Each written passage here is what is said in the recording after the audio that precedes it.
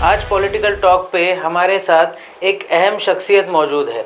नागपुर की राजनीति को बड़ी बारीकी से समझने वाले बंटी शेरके जी हमारे साथ मौजूद है। इनसे जानने की हम लोग कोशिश करेंगे कि किस तरीके से नागपुर में आने वाले समय में कांग्रेस कैसे परफॉर्म कर सकती है। आने वाले समय में जो विधानसभा चुनाव है, जो नगर पालिका के चुनाव है, उसमें कांग्रेस कहाँ पे, बंटी शेरके जी कांग्रेस को किधर देखते हैं और किस तरीके से कांग्रेस को आगे ले जाने की वो कोशिश कर रहे हैं। सर, बहुत बहुत शुक्रिया हमारे लिए वक्त निकालने के लिए। सर, सबसे पहले मेरा सवाल है कि अभी तक का आपका पॉलिटिकल सफ़र सर कैसा रहा? पॉलिटिकल सफ़र अगर देखा जाए तो शानदार ही रहा जी। क्योंकि मैं बहुत ही साधारण परिवार से बिलोंग करता हूँ और जैसा कहा जाए तो 2011 से मेन स्ट्रीम पॉलिटिक्स में, यानी मैंने पॉलिटिक्स ना कहते हुए सामाजिक नीति अपनाते हुए सोशल वर्क पर मैंने अपनी करियर की शुरुआत की थी। और राजनीति में आने का किसी भी प्रकार से मेरा कोई एम नहीं था, कोई उद्देश्य नहीं था, लेकिन ऐसी चीज़ें आगे आती रही कि बस वहाँ से लेकर ये सफ़र जो है अभी राष्ट्रीय महासचिव की इस पद पर मैं अभी काम कर रहा हूँ। और 2011 में सबसे पहले तो मैं राहुल जी का बहुत बहुत धन्यवाद देना चाहता हूँ कि जननायक राहुल जी गांधी, यानी एक प्रकार से अगर देखा जाए तो इस लोकतांत्रिक देश में अलोकतांत्रिक तरीके से देश चलाने का काम जो सरकारें कर रही है, वो सरकारों को मुंह तोड़ जवाब देने का काम अगर कोई करता है तो जननायक राहुल जी गांधी कर रहे हैं। राहुल जी गांधी ने एक 2008 में जो एक साधारण परिवार से भी व्यक्ति जो है वो कार्यकर्ता से नेता बने, मेन स्ट्रीम पॉलिटिक्स में आए, तो इसलिए उन्होंने युवा कांग्रेस में संगठन में चुनाव की शुरुआत की थी। तो 2011 में जो है सबसे पहले महाराष्ट्र में जब डॉक्टर विश्वजीत कदम जी जो है महाराष्ट्र प्रदेश युवा कांग्रेस के अध्यक्ष बने थे, और समीर जी मेघे जो है, समीर जी मेघे मुझे लगता है अभी जैसा भारतीय जनता पार्टी के हिंगना के विधायक है, तब सम्माननीय समीर जी मेघे तब नागपुर शहर लोकसभा युवा कांग्रेस के अध्यक्ष बने थे। तभी मैंने भी चुनाव लड़कर मैं मध्य नागपुर का महासचिव बना था। और मध्य नागपुर का युवा कांग्रेस का महासचिव बनने के बाद 2014 में फिर से चुनाव हुए। हर 3 साल का ये प्रोसीजर है राहुल जी ने जो लाया कि कार्यकर्ता ये नेता बने, इसलिए तो 2014 में जो है मैं राहुल जी की ही सोच की वजह से जो है मैं नागपुर शहर युवा कांग्रेस का, नागपुर लोकसभा युवा कांग्रेस का अध्यक्ष बना था। अगर यह जननायक राहुल जी ने अगर ये सिस्टम अगर नहीं लाया होता, ये चुनाव की प्रक्रिया अगर नहीं लाई होती, तो मुझे ऐसा लगता है कि मेरे जैसे लाखों ऐसा युवा है जिन्होंने कभी 7 पीढ़ी में भी नहीं सोचा होगा कि जो कभी किसी शहर का अध्यक्ष बन सकते हैं। 7 पीढ़ी में भी मेरे जैसा कार्यकर्ता जो है कि नागपुर का अध्यक्ष बना नहीं होता। और 2014 में अध्यक्ष बना, 2017 में जो है राहुल जी ने, कांग्रेस पार्टी ने मुझे संघ के मुख्यालय जहाँ 30 साल से निरंतर जो है हमारी कांग्रेस पार्टी जो है चुनाव हार रही थी जी। और वहाँ से मैं पार्षद बनकर आया, 65,000 वोटों पे पार्षद बनकर आया। और जबकि घर से 5वां घर सम्माननीय गडकरी जी का घर है जी। देखा जाए तो संघ का मुख्यालय उसी क्षेत्र में है।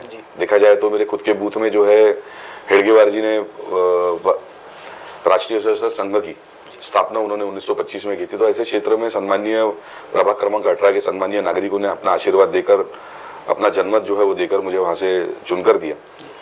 फिर 2017 के बाद पार्षद बनने के बाद में बहुत से आंदोलन हुए, बहुत सारी केसेस जो है, सैकड़ों केसेस, यानी लोगों के लिए लड़ाई लड़ते लोगों को न्याय दिलाने की लड़ाई लड़ते जो है सैकड़ों केसेस जो मुझ पर आई थी, मुझ पर सम्मानीय पुलिस प्रशासन द्वारा जो लगाई गई पॉलिटिकल केसेस, तो उसी को देखते हुए राहुल जी ने मुझे राष्ट्रीय स्तर पर काम करने का मुझे मौका दिया।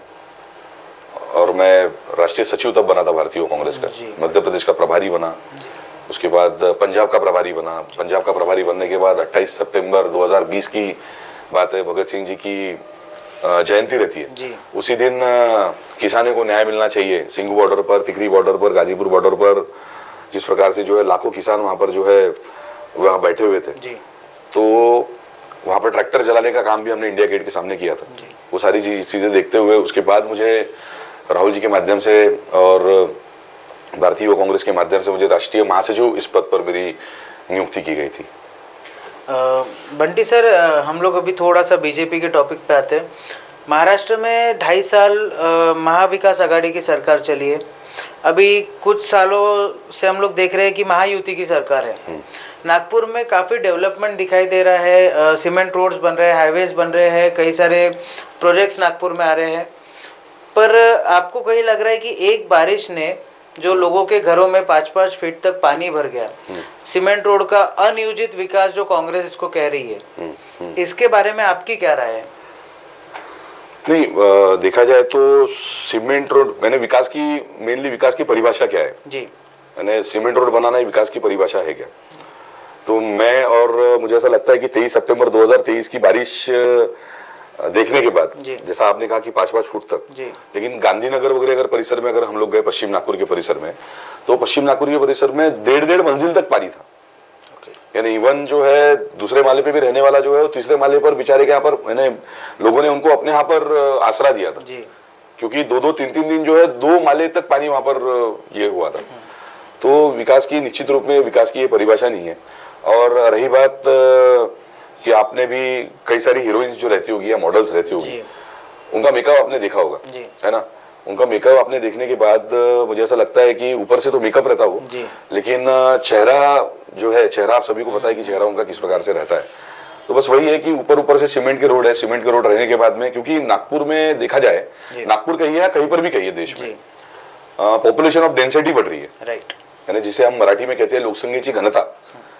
कि पहले एक महल का अगर उदाहरण अगर हम लेंगे, तो महल का उदाहरण ऐसा लेंगे कि एक 10,000 फुट का भाड़ा था, 10,000 फुट का भाड़ा था, उस पर 4 परिवार के 4 सदस्य रहते थे। आज वो 10,000 फुट के भाड़े में मुझे ऐसा लगता है कि 17 से 18 फ्लैट बन गए। तो 17 से 18 फ्लैट बनने के बाद में 18 दूने 36 और 72 सदस्यों का परिवार अभी वहां पर रहता है, यानी 72 सदस्य वहां पर रहते हैं। तो लोकसंख्या की घनता यानी पॉपुलेशन ऑफ डेंसिटी का मतलब यही है कि जहां पर 10,000 फुट का भाड़ा था, वहां पर ड्रेनेज लाइन, सीवर लाइन की क्या हालत थी, है ना? ऊपर से सिर्फ सीमेंट रोड बनाया हुआ है, लेकिन ड्रेनेज जो सिस्टम है वो पूरी तरीके से नागपुर शहर का कोलैप्स हो गया है। तो मुझे ऐसा लगता है कि विकास की परिभाषा नहीं है। और महल क्षेत्र में कही है, या फिर जहां पर भी पिछले 15 सालों से जिस प्रकार से जो है भारतीय जनता पार्टी यह नागपुर में एक तरफा राज कर रही है, यानी राज न कहते हुए जिस प्रकार से नागपुर शहर का इन्होंने विनाश किया हुआ है, क्योंकि इन्हीं का पैसा है, इन्हीं का पैसा, इन्हीं के लोगों को ठेकेदार बनाकर, इन्हीं का पैसा ठेकेदारों के माध्यम से टेंडर निकालकर, इन्हीं के टेंडर, इन्हीं के लोगों को, यानी खुद ही के पैसा, जिस प्रकार से अगर मान के चलिए, अगर हम किसी को बैच पर अगर पैसा देने के बाद में उससे जो ब्याज हम लेते हैं, उसी प्रकार से इनका खुद का पैसा ये खुद के लोगों को देकर उनको ठेकेदार बनाते हैं, है ना? ठेकेदार बनाने के बाद में पैसा इन्हीं का रहता। तो एक अलग तरीके से नागपुर महानगर पालिका की जो तिजोरी खाली करने का काम जो है, ये लोगों ने पिछले बीते 15 सालों में इन्होंने किया हुआ है। और आप आम नागरिकों के घर के सामने की फ्लोरिंग आप देखिए, है ना, या फिर नागपुर के भूतपूर्व जो मेयर थे, जो महल परिसर में रहते हैं, आप उनके घर के सामने की आप फ्लोरिंग देखिए, है ना? आपको, मुझे ऐसा लगता है 365 दिनों में 65 से 70 दिन जो है उनका पर्टिकुलर वो एरिया बंद रहता। क्यों? तो फ्लोरिंग का काम शुरू है, विकास का काम शुरू है। ये चीजें जो है आपको बाकी क्षेत्र में नहीं दिखेगी। आज अगर समझ लीजिए, आप अगर एंटीला में अगर गए होंगे, खैर मैं तो नहीं गया, लेकिन मैंने एक फोटो खींचकर मेरे एक फ्रेंड को वहां पर भेजा था, तो उसने कहा कि यार ये अंबानी जी के यहाँ पर जो फ्लोरिंग का जो ब्लॉक्स जो लगे हुए, वही ब्लॉक्स यहाँ पर लगे। वो ब्लॉक जो है, यानी अरबोपति लोगों को यहाँ पर जो ब्लॉक्स लगे हैं, तो उन्होंने ऐसे मेयर हमारे नागपुर शहर को मिले थे जिन्होंने अपने घर के सामने उस प्रकार के ब्लॉक वहां पर लगाए हुए। आप खुद वहां पर जाकर देख सकते हो। तो कहने का मतलब यही है कि विकास की परिभाषा तो मुझे और हम नागपुरकर को, टैक्स धारक जितने भी नागपुरकर है, उन लोगों तो अभी तक ये विकास की परिभाषा हम समझ नहीं पाए। शेरके साहब, जैसे हम लोग देख रहे हैं कि नागपुर अभी हाल ही में, अभी आने वाले समय में शायद महाराष्ट्र में चुनाव की घोषणा हो जाएगी, और नागपुर एक एपिसेंटर होता है महाराष्ट्र की चुनाव का। नागपुर से ही सब चीज़ें होती है, क्योंकि सेकंड कैपिटल ऑफ इंडिया भी है, विंटर कैपिटल भी है। तो इन सब चीज़ों में आप किस तरीके से देखते हैं कांग्रेस का रोल? और कांग्रेस जो कि अभी कॉन्स्टेंटली हर जगह ये समझ में आ रहा है कि कांग्रेस जो है वो रिवाइवल मोड में है, और हाल ही में आपने बहुत अच्छा परफॉर्म भी किया है कुछ जगह पे। तो आप किस तरीके से देखते हैं कांग्रेस का रोल नागपुर की राजनीति में या पूरी महाराष्ट्र की राजनीति में? मैं तो बस यही समझता हूँ कि जिस प्रकार से भारत जोड़ो यात्रा और भारत जोड़ो न्याय यात्रा के माध्यम से हमारे सम्माननीय नेता राहुल जी गांधी की भारत जोड़ो यात्रा का ये असर है। राहुल जी गांधी की भारत जोड़ो यात्रा का ये असर है कि हम महाराष्ट्र में आज जो है कांग्रेस पार्टी को 13 सीटें मिली हुई है। और भारत जोड़ो न्याय यात्रा का ये असर है, मुझे ऐसा लगता है कि महाविकास आघाड़ी महाविकास आघाड़ी जो है, महाविकास आघाड़ी एक तरफा देखा जाए तो एक तरफा महाराष्ट्र में महाविकास आघाड़ी का बहुत अच्छा परफॉर्मेंस है। और रही बात ये 4 महीने पहले की बात है जी, आने वाले महीने भरे के बाद में कही है, 2 महीने के बाद कही है या 3 महीने के बाद में कही है, जब भी, क्योंकि इनकी तानाशाही शुरू है जी, अब ये लोगों ने पिछले 2022 से लेकर तो अभी तक महानगर पालिका के चुनाव लिए नहीं जी, तो लोग कहीं ना कहीं पर जो है दुविधा में है कि सही में चुनाव होंगे या नहीं होंगे, यानी ये भी दुविधा में है लोग। तो रही बात तो ओवरऑल अगर देखा जाए तो परफॉर्मेंस जबरदस्त है। सम्माननीय प्रांताध्यक्ष नाना पटोले जी के नेतृत्व में कांग्रेस पार्टी ने एक जबरदस्त माहौल जो है यह महाराष्ट्र में किया हुआ है। और देखा जाए तो आप देखिए कि हमारे जो रहते राजे छत्रपति शिवाजी महाराज है, यानी हमारे आराध्य देवत है, मेरे आराध्य देवत है और महाराष्ट्र के कई है, तमाम देशवासियों के आराध्य देवत है। तो आपको भी पता है कि अभी बीच में क्या घटना हुई, यानी रहते राजे छत्रपति शिवाजी महाराज की प्रतिमा पर भी इन लोगों ने भ्रष्टाचार कर वो प्रतिमा को गिराने का काम अगर किसी ने अगर किया होगा तो यह सरकार ने किया हुआ है। ये सरकार जो खोखेबाज सरकार है। हम जो क्षेत्र में अभी, आप और मैं जो क्षेत्र में अभी बैठे हुए हैं, यही क्षेत्र से सम्माननीय मुख्यमंत्री देवेंद्र फडणवीस जी थे, वो जो अभी उप मुख्यमंत्री है। यानी मुझे ऐसा लगता है कि पहले बार कोई ऐसा व्यक्ति होंगे कि जो, क्योंकि उनके आचरण में है, क्योंकि 50-50 करोड़ रुपए देने के बाद, ये ऐसे भ्रष्ट लोगों ने 50-50 करोड़ रुपए भ्रष्ट लोगों ने देने के बाद और भ्रष्ट लोगों को देने के बाद, जब भ्रष्ट लोगों ने मुख्यमंत्री बनना था, लेकिन ऐसे भ्रष्ट लोग खुद ही 50 करोड़ रुपए देने के बाद में वो उप मुख्यमंत्री बने हुए। तो मुझे ऐसा लगता है कि पूरी तरीके से यह जो युति सरकार जो है ये पूरी तरीके से फेल हो गई है। और आने वाले समय में कहिए या फिर लोकसभा के चुनाव में भी लोगों ने इनका आईना दिखाया और आने वाले समय भी इनको आईना दिखाने वाली है। शेरके साहब, हम लोग देखते हैं कि कांग्रेस हमेशा इल्जाम लगाती है बीजेपी पर कि बीजेपी डिक्टेटरशिप चला रही है, राजशाही चला रही है जी। पर बीजेपी अपने आप को ये बोलकर डिफेंड कर देती है कि जो इमरजेंसी लगाई थी वो कांग्रेस ने लगाई थी। आज तक कभी बीजेपी पर ये दाग नहीं है कि उन्होंने इमरजेंसी लगाई, प्रेस की फ्रीडम छीन ली, बहुत सारे लोगों के उन्होंने नसबंदी करवा दी। ये इल्जाम जब आप देखते हैं और आप बीजेपी को डिक्टेटर बोलते हैं तो ये विरोधाभास आपको नहीं लगता? नहीं, अभी असल में क्या है कि आपके सारे सवालों का जवाब मैं एक ही लाइन में देना चाहूंगा, क्योंकि तानाशाह जी है ना, तो हम तो ताना दे रहे हैं, लेकिन सही मायने में अगर देखा जाए तानाशाह, और इनका जो तानाशाह सबसे मेन है तो मोदी जी और अमित शाह है ना। तो बस ये एक लाइन में आप ये सारी चीजें समझ सकते हो, क्योंकि इनकी तानाशाही जो है, जो व्यक्ति, यानी खैर वो तो बहुत बड़े पद पर है, बहुत बड़े सम्मानीय नेता है, तो मुझे ऐसा लगता नहीं, क्योंकि मेरी करियर की शुरुआत अभी हुई है, तो मैं इतना बड़ा भी नहीं हुआ कि उनके ऊपर मैं लांछन लगाऊं। लेकिन मुझे ऐसा लगता है कि जो लोग तड़ीपार थे वो लोग आज गृह मंत्री बनकर बैठे हुए, जो लोग आज तड़ीपार थे वो गृह मंत्री बैठे हुए, उन्हीं के आशीर्वाद की वजह से एक 1.5 फुट का इंसान है, एक 1.5 फुट का इंसान जो है ना, एक 1.5 फुट का इंसान पुलिस प्रशासन के बारे में कहता है कि पुलिस प्रशासन ने अगर वो 1.5 फुट के इंसान की, और आप सभी को पता है कि नीतीश राणे कौन है, क्या है, कहां से चुनकर आते हैं, किस प्रकार से उनके संस्कार है और किस प्रकार से जो है उनको उनके परिवार ने कही है या जो पार्टी में अभी है वो पार्टी उनको किस प्रकार से संस्कार दे दी है। तो 1.5 फुट का व्यक्ति जो है पुलिस प्रशासन के बारे में कह रहा है। पुलिस प्रशासन अगर समझ लीजिए उनका अगर वीडियो अगर निकालेंगे, फोटो निकालेंगे, तो पुलिस प्रशासन पुलिस अधिकारियों को और पुलिस के बेचारे हवलदारों को व्यक्ति कहता है कि ये वीडियो जाकर तुम अपने बीवियों को दिखाओ। तो ये किसी भी राजनेता को या किसी भी अपना सामाजिक दायित्व समझते हुए किसी भी राजनेता को ये शोभा देता है क्या? और रही बात किसी भी धर्म के बारे में द्वेष निर्माण कर किसी की धर्म के बारे में कहना, कि जिस प्रकार से अगर देखा जाए तो हुजूर नबी करीम सल्लल्लाहु अलैहि वसल्लम के बारे में जिस प्रकार से जो है इन्होंने अपशब्द का इस्तेमाल जो इन्होंने किया था, और अपशब्द का इस्तेमाल जो इन लोगों ने इसलिए करा क्योंकि ये जाति जाति में जो है विभाजन करने का जो इनका प्रयास जो हमेशा रहता है, क्योंकि इनके पास में किसी भी प्रकार का दूसरा मुद्दा नहीं है। आज जो इनको पता है कि इनके पैरों तले से जमीन यह निकल चुकी है, तो इसलिए कहीं ना कहीं पर जो है यानी हम कहते हैं कि धर्म पर आरोप करने के बाद, किसी धर्म गुरु को कुछ कहने के बाद में माहौल खराब करना और माहौल खराब कर जो है उसका फायदा लेना, यही इनकी सोच है। लेकिन वो सारी चीजें हमने देख ली, क्योंकि प्रभु जय श्री राम जी को आप भी मानते हो, मैं भी मानता हूँ, सारा विश्व मानता है, लेकिन इतना गवगवा करने के बाद आखिरकार क्या हुआ? अयोध्या में वो लोग खुद हार गए। तो मुझे ऐसा लगता है कि ये सारी चीजें जो है आजकल की जो जनरेशन है, या फिर लोग जो है आजकल सोशल मीडिया के माध्यम से कहिए, सारी चीज़ों में कहिए, इनके बहकावे में किसी भी प्रकार से जो सामान्य जो जनता है वो किसी भी प्रकार से आएगी नहीं। लोगों को ये लगता है कि आरोग्य, शिक्षा और रोजगार यह अहम मुद्दे हैं। यह मुद्दों के ऊपर में और यह समस्या के ऊपर में जो भी काम करेगा, जो भी ये समस्या का निराकरण करेगा, मुझे ऐसा लगता है कि लोग उनके साथ में खड़े रहेंगे और वो लोगों को ही सत्ता की गद्दी को सौंपेंगे। शेरके साहब, हम लोग थोड़ा सा मध्य नागपुर की तरफ बढ़ते हैं। मध्य नागपुर से कांग्रेस के पास में कई सारे विकल्प है जी। बंटी शेरके साहब खुद एक विकल्प है उनके लिए, क्योंकि ज़मीन से जुड़े हुए नेता है, लोगों में काफ़ी प्रसिद्धि है उनके पास में। पर एक नाम है जिन्होंने मेरे साथ में इंटरव्यू किया था, वो भी मध्य नागपुर से टिकट चाह रहे हैं जी, नुसरत अली मैम जी। आप इस कंपटीशन को किस तरीके से देखते हैं सर? ये कंपटीशन नहीं, हमारी बहन है जी। हमारी बहन है, अभी कश्मीर की वो प्रभारी है, हमारी बहन है, महिला पहले नागपुर शहर महिला कांग्रेस की अध्यक्ष थी, हमारी वो बहन है, बड़ी बहन है मेरी जी। वो अभी राष्ट्रीय स्तर पर जो है महिला कांग्रेस पे काम भी करती है जी। और सिर्फ एक न्यायश दीदी ही नहीं, न्यायश दीदी खैर यहाँ पर इंटरव्यू के लिए आई होगी। मेरे भाई है बड़े अतुल कोटेजा जी, बहुत सम्मानीय व्यक्ति है।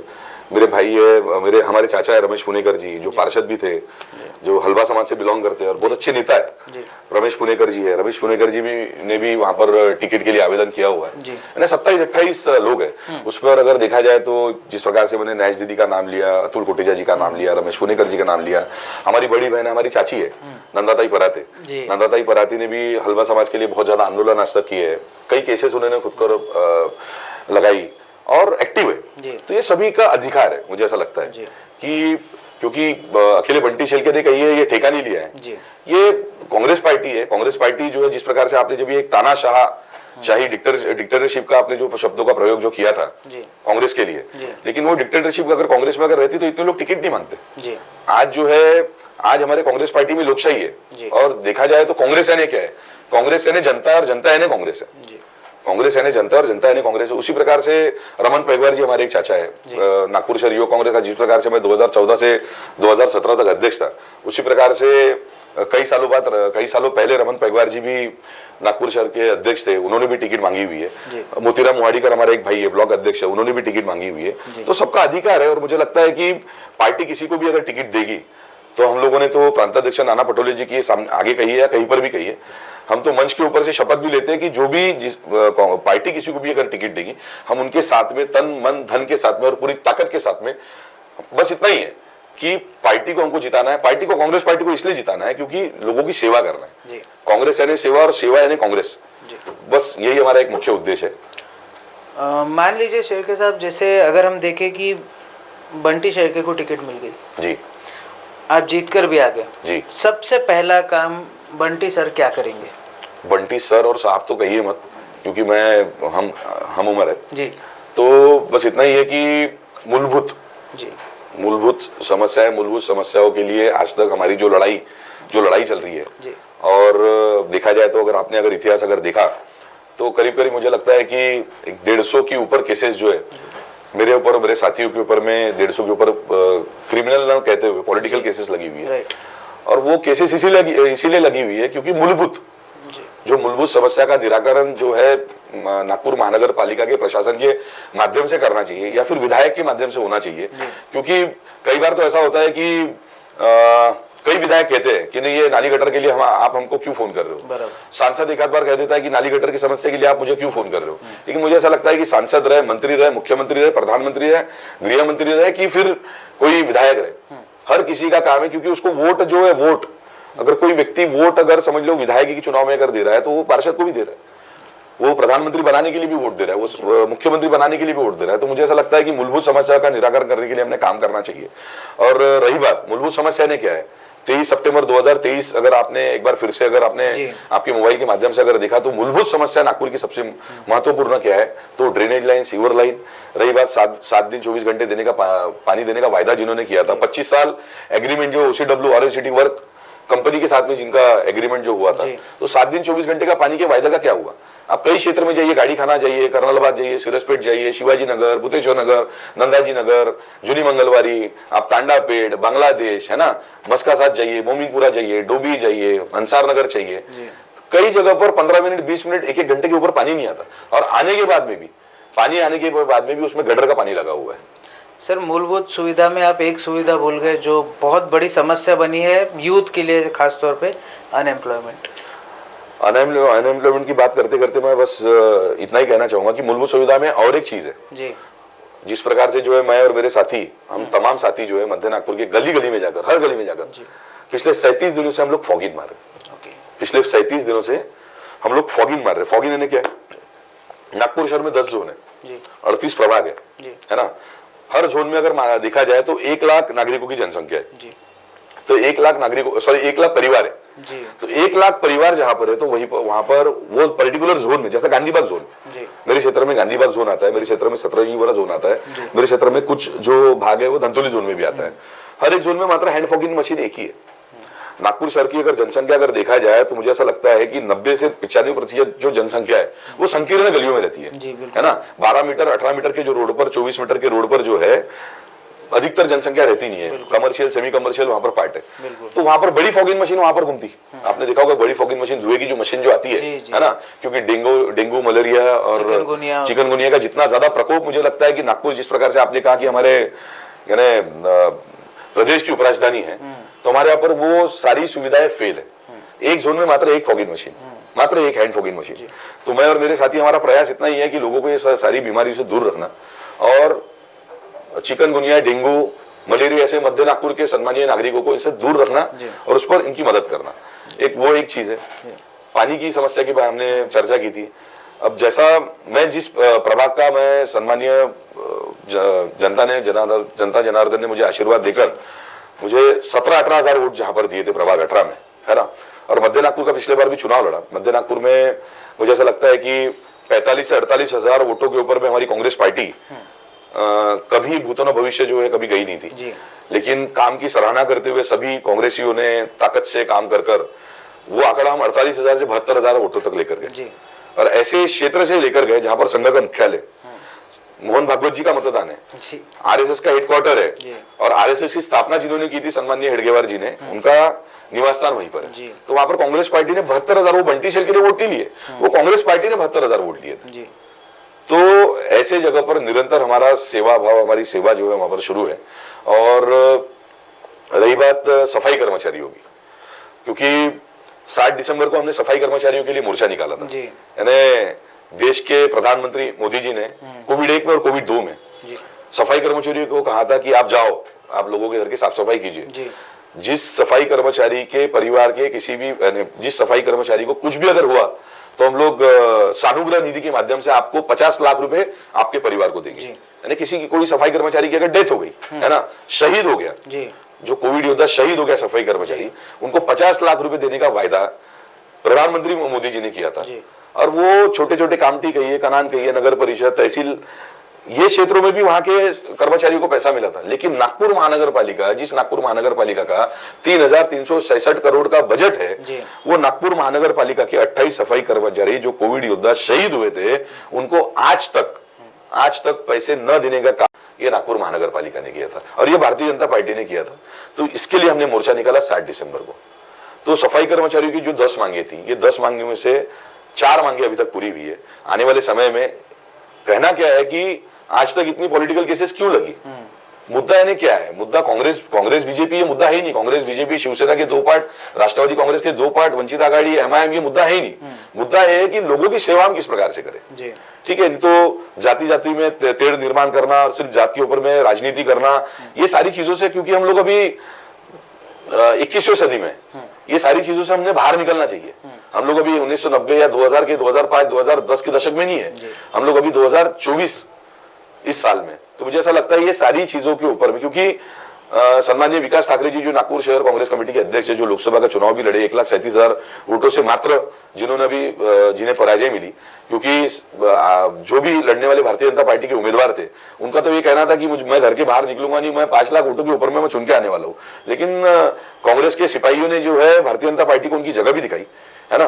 तो आज नागपुर शहर में क्या स्थिति है सफाई कर्मचारियों की? 2002 से लेकर 2007 तक विकास ठाकरे जी जब महापौर थे, मेयर थे, जब कांग्रेस की सत्ता जो थी या नागपुर महानगर पालिका में थी, तो सिरसपेट कहिए आप, गरोबा मैदान कहिए, जूनी मंगलवारी कहिए, यहाँ ठक्कर ग्राम कहिए, जहां पर भी यह सफाई कर्मचारियों की जो बस्ती है, यहाँ पर मकान देने का काम ये नागपुर महानगर पालिका में कांग्रेस की जब सत्ता थी तो कांग्रेस ने की। तो आज 15 साल के 15 और अभी ये 2 साल, यानी 17 सालों के इतिहास में एक भी मकान, नॉट अ सिंगल, एक भी मकान, एक भी सफाई कर्मचारियों को ये लोगों ने आज तक दिया नहीं। शेरके साहब, जैसे हम देखें कि पिछले बार भी कांग्रेस बड़ी जोर शोर से इलेक्शन लड़ी थी, पर हमारा जब ग्राउंड रिपोर्ट हम लोग लेते हैं या हम लोग जब फील्ड पे जाते हैं तो हमको इंटरव्यू के बाद ऑफ द कैमरा कई लोग आपके पॉलिटिक्स के बारे में बात करते हैं जो कांग्रेस पार्टी के इंटरनली चलती रहती है।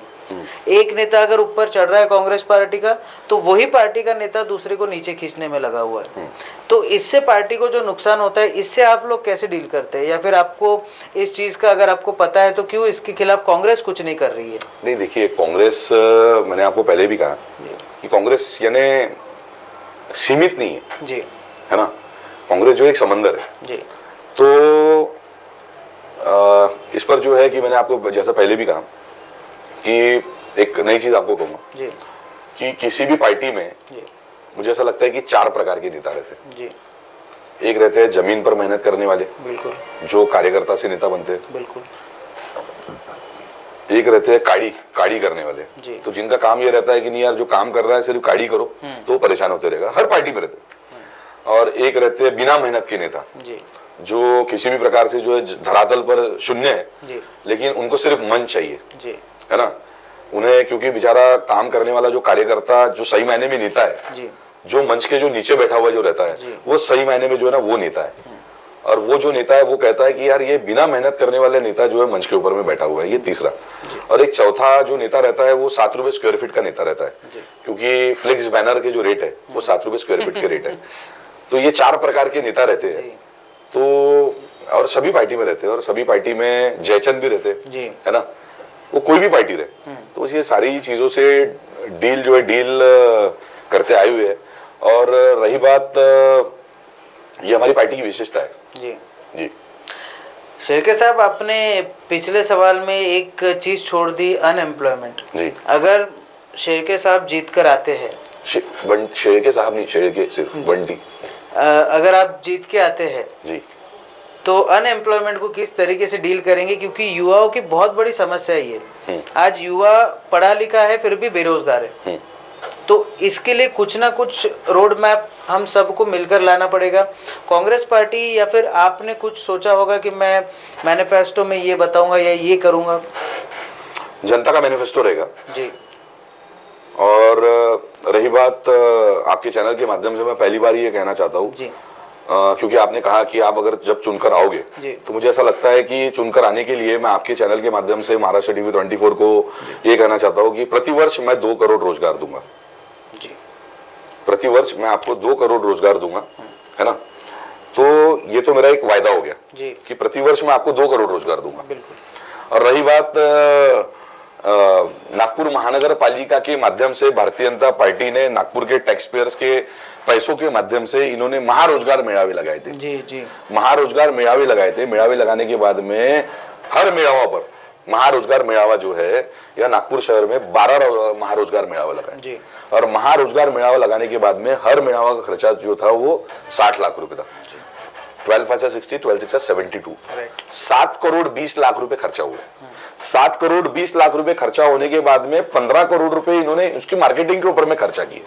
तो ये जो पैसा जो था, तो ये पैसा, क्योंकि आपने भी आपके चैनल के माध्यम, आपके चैनल के ऊपर भी मैंने देखा था महारोजगार मेळावा, लेकिन वो महारोजगार मेळावा में हकीकत में कितने बेरोजगार युवकों को वो महारोजगार मेळावा के माध्यम से उनको उसमें रोजगार मिला, ये सवाल हमने उनसे सबसे जाकर उनको पूछना चाहिए। ठीक है, मध्य नागपुर में भी 3-4 जगह पर वो महारोजगार मेळावा जो है उन्होंने ये किया था। नहीं, आपको अगर ताजमहल अगर बनाना है, आपको अगर कुतुब मीनार अगर बनाना है, या आपको अगर समझ लो एंटीला जैसी अगर बिल्डिंग अगर समझ लो भारतीय जनता पार्टी वालों को अगर बनानी है, तो उन्होंने खुद के पैसे से बनाया ना। वो नागपुर के टैक्स धारकों के पैसों के माध्यम से वो लोग ताजमहल क्यों बनाना, उन्होंने अगर बनाना ही है तो खुद के पैसे से बनाए, नागपुर के टैक्स पेयर्स के पैसों के माध्यम से।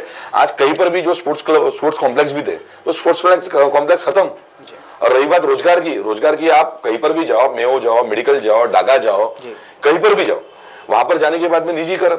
आप रेलवे में अगर जाएंगे तो निजीकरण, आप एसटी में जाओगे तो निजीकरण, है ना।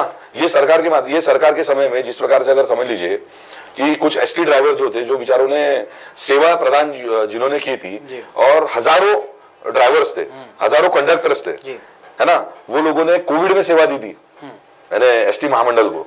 ठीक है, उद्धव ठाकरे जी की सरकार तब चली गई, लेकिन उसके बाद भी ये लोगों ने वो हजारों लोगों को भी उन्होंने हवा में छोड़ने का काम जो है इन्होंने किया था। और रही बात रोजगार की, तो ज्यादा बड़ी बड़ी बातें न कहते हुए बस इतना कहूंगा कि मैं प्रतिवर्ष 2 करोड़ रोजगार दूंगा यानी दूंगा। ये एक चीज हो गई। और रोजगार उपलब्ध कैसे कराना जी, रोजगार उपलब्ध कैसे कराना, सवाल ये होने वाला था। जी, रोजगार उपलब्ध कैसे कराना, बहुत सारी चीजें, बहुत सारी चीजों के माध्यम से जो है हम लोग रोजगार उपलब्ध करा के दे सकते हो। सिर्फ इच्छा शक्ति चाहिए, वो इच्छा शक्ति रहेगी तो निश्चित रूप पर रोजगार जो है युवाओं को हम दिलवा कर दे सकते हैं। बंटी जी, हम लोग देख रहे हैं कि कांग्रेस बहुत ज़्यादा बातें तो कर लेती है इन सब चीज़ों में, पर एक ईस्ट नागपुर में एक फ्लाईओवर बना हुआ है जिसमें कई वहाँ के जो रहवासी है सबका विरोध है कि कई के लोगों ने तो कटाक्ष भी कर दिया, इसको कुकरेजा फ्लाईओवर डिक्लेयर कर दो। अच्छा, पर कुकरेजा फ्लाईओवर जी, क्योंकि वो बेसिकली सबको ये लग रहा है कि उनके लिए ही बनाया जा रहा है। तो क्यों कांग्रेस जनता की आवाज बनकर इसके खिलाफ आवाज क्यों नहीं उठा पाती कि जो जनता की आवाज है या जनता को जो चाहिए वो कांग्रेस क्यों धरातल पर नहीं कर पा रही है?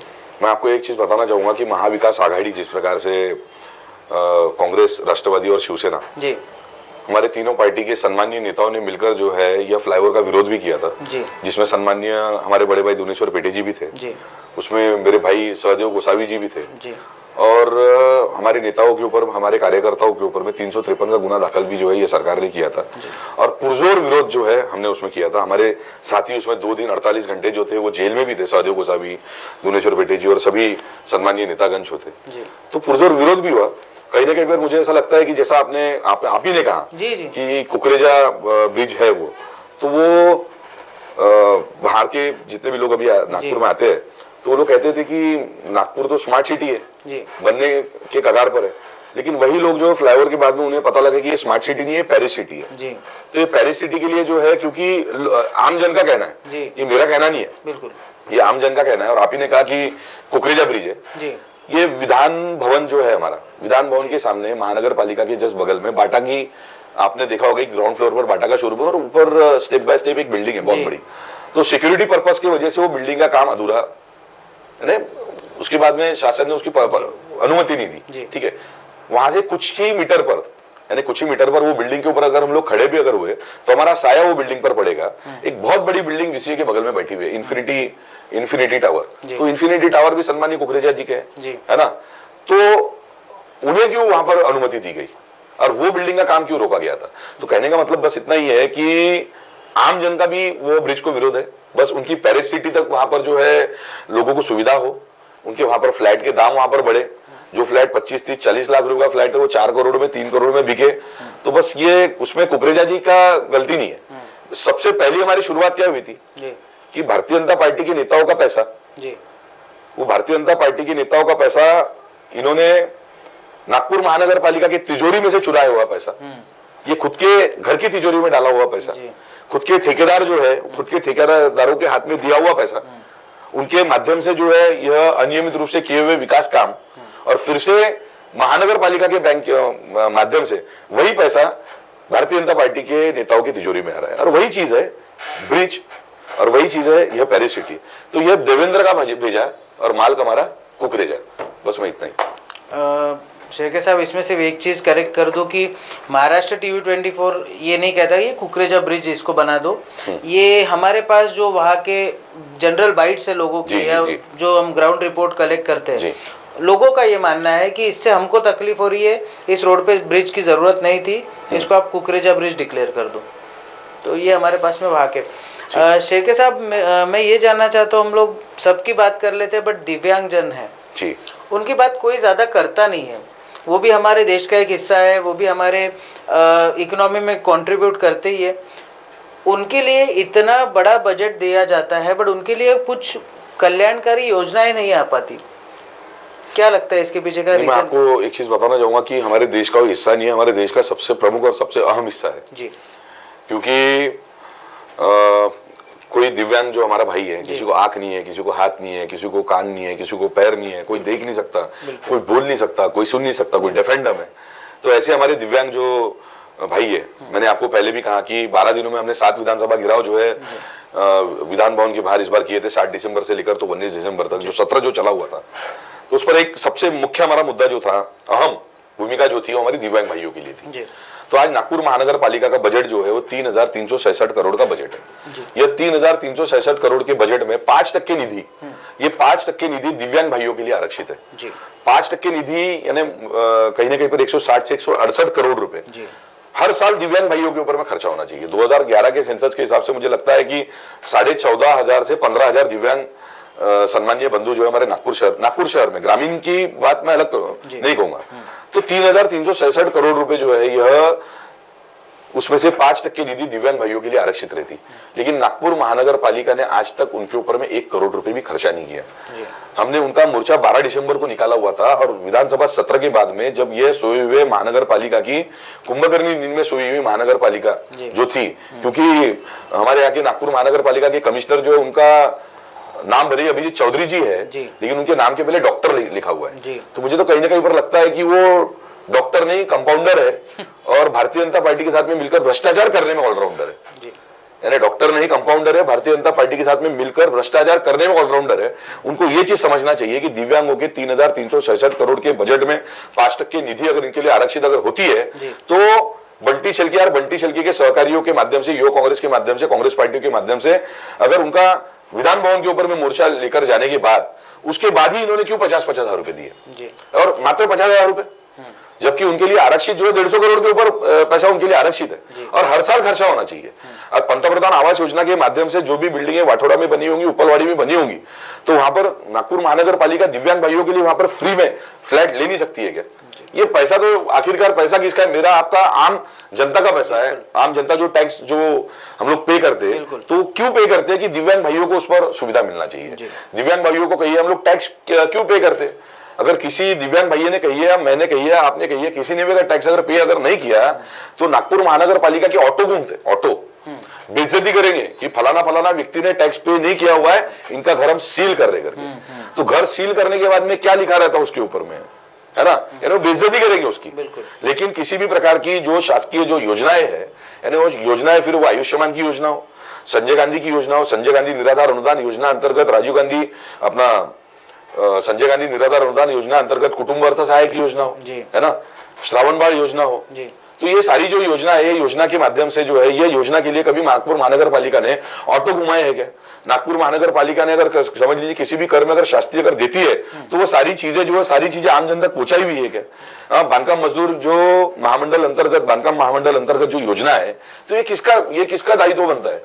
ये सारी योजनाएं पहुंचाने का दायित्व कर्तव्य किसका बनता है? नागपुर महानगर पालिका का बनता है, क्योंकि नागपुर महानगर पालिका के पास पैसा जो है, ये आम जन के टैक्स के माध्यम से आया हुआ जो पैसा है, उसी के माध्यम से मिला नागपुर महानगर पालिका की तिजोरी में पैसा जमा होता है। सर, बीजेपी ने भी एक लाड़की बहन योजना लाई है, लाड़का भाऊ योजना लाई है जी, उसमें से भी काफी लोगों को वो लोग पैसे दे रहे हैं, जिन जिन लोगों को जरूरत है लाड़की बहन योजना के माध्यम से वो पैसे दे रहे हैं जी। तो बीजेपी की इस योजना के बारे में आपका क्या ख्याल है?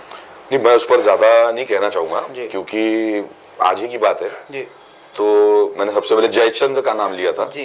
तो जय हटा दो, चंद है उसके सामने टेक लगा दो, तो ये टेक चंद हो जाते जी। तो कामठी के जो सम्मानीय विधायक है भारतीय जनता पार्टी के, भारतीय जनता पार्टी के जो सम्मानीय अध्यक्ष है चंद्रशेखर बावनकुळे जी, उनकी गृह विधानसभा है जी।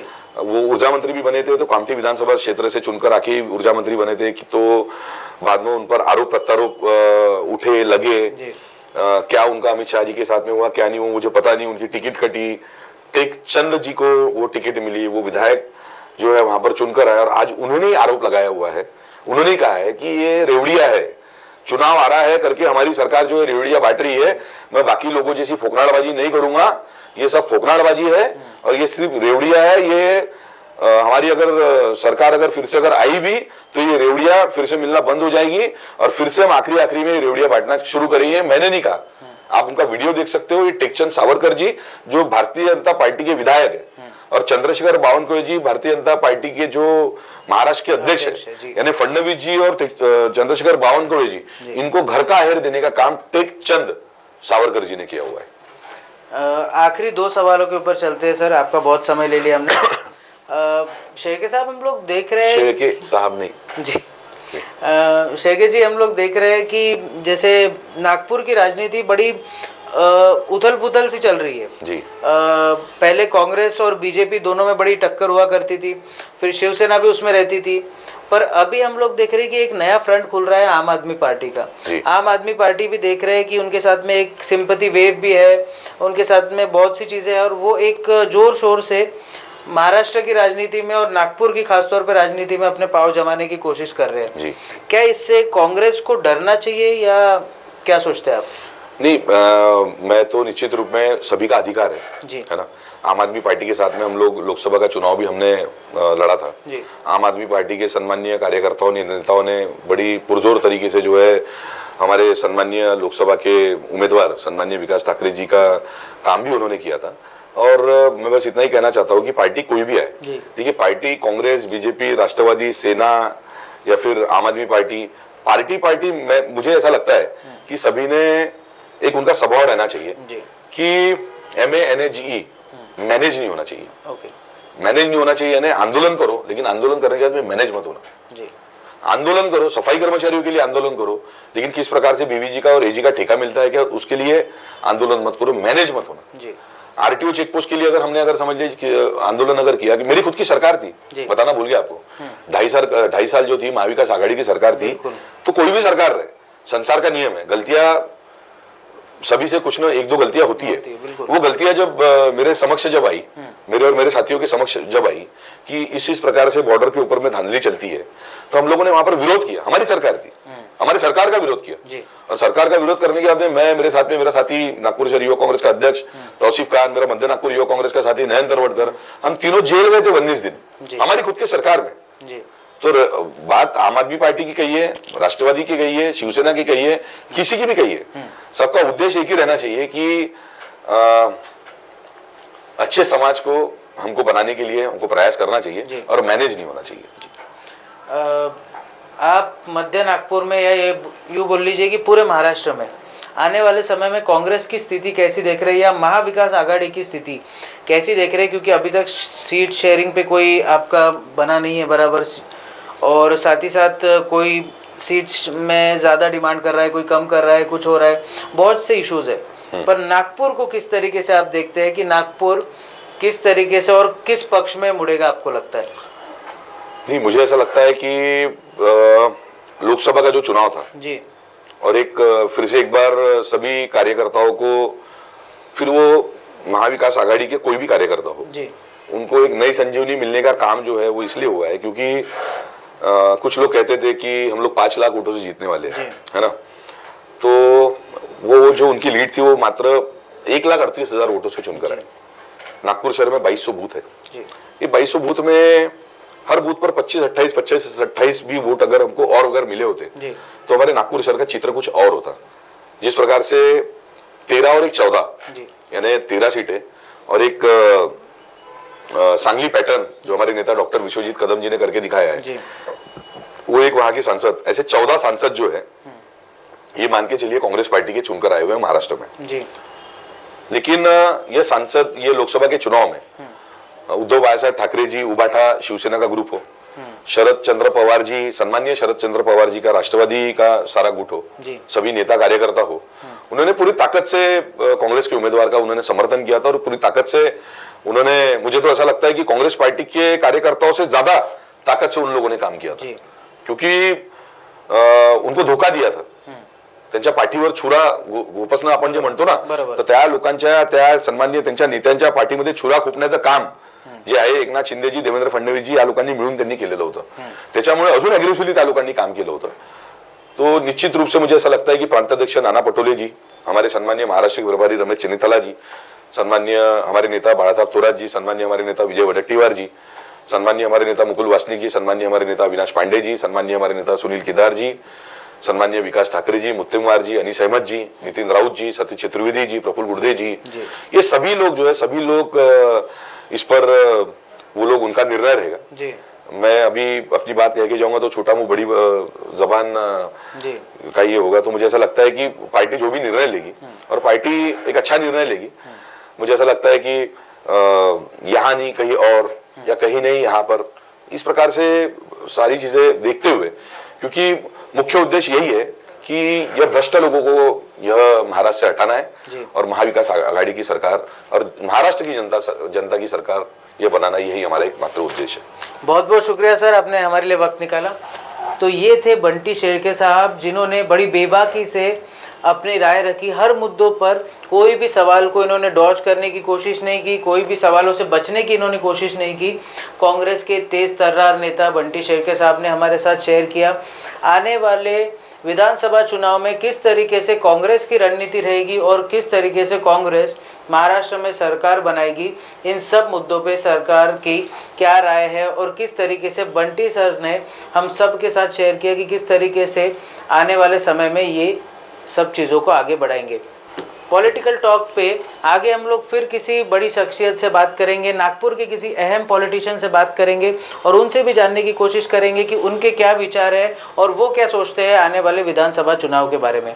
तब तक आप देखते रहिए महाराष्ट्र टीवी 24।